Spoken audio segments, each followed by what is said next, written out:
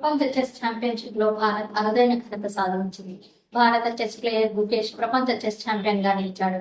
Finals లో జరిగిన ఆటలో చైనాకు చెందిన డింగ్ లిరెను ఈ 18 ఏళ్ల గ్రాండ్ మాస్టర్ ఓడించి చరిత్ర సృష్టించాడు. క్రీడా చరిత్రలో అత్యంత చిన్న వయస్కుడైన గుకేష్ ప్రపంచ చెస్ ఛాంపియన్ గా రికార్డు సాధించాడు. అందరూ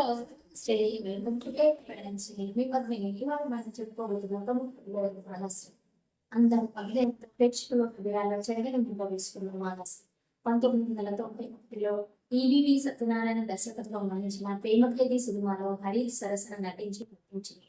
ఈ సినిమా ద్వారా మానస్ తెలుగు ప్రేక్షకులకు మరింత చేరువయ్యారు. ఆ తర్వాత వెంకటేష్ సరసన భలే మామయ్య, సాహసవీరుడు, సాగరకన్య వంటి పలు చిత్రాలకు నటించి గుర్తించింది.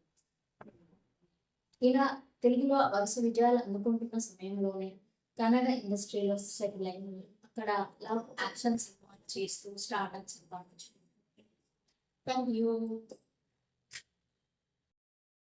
ఇవాళ ఏ పేపర్ మరేసిన పెద్ద వార్త ఏంటంటే 1,78,500 కోట్లు వచ్చినాయి.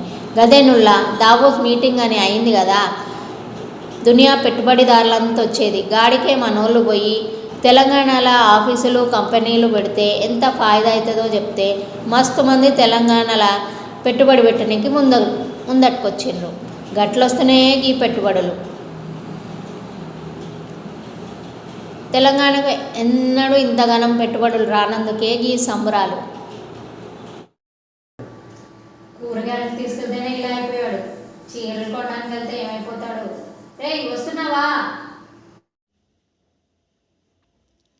గంగని శిరస్సు మీద, అగ్నిని నుదుటి మీద, గరళాన్ని కంఠంలో, విశ్వాన్ని గర్భంలో దాచుకొని కాపాడుతున్న ఆ ప్రకృతిని చెరపడతావా? పరమాత్మ ప్రతిరూపాలైన పసిబిడ్డల ప్రాణాలు తీస్తావా? ముక్కంటినే ముట్టుకుంటావా?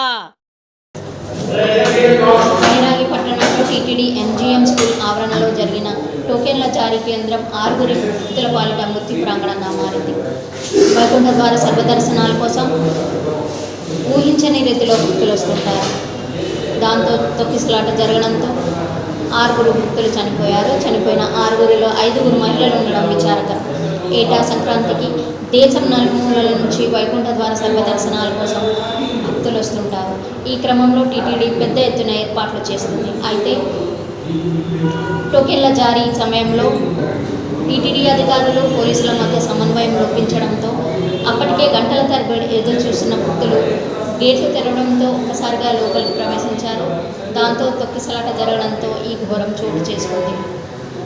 స్విమ్స్లో క్షతగాత్రుల్ని పరామర్శించేందుకు మాజీ సీఎం జగన్మోహన్ రెడ్డి రాబోతున్నారు. టీటీడీ సరైన ఏర్పాట్లు చేసుంటే బాగుండేదని, 6 భక్తులు చనిపోయారంటే ఇది కేవలం అధికారుల అలసత్వమే కారణమంటూ, అలాగే వారికి ఓదార్పునిచ్చేందుకు తిరుపతికి రాబోతున్నట్లుగా తెలుస్తోంది. Thank you.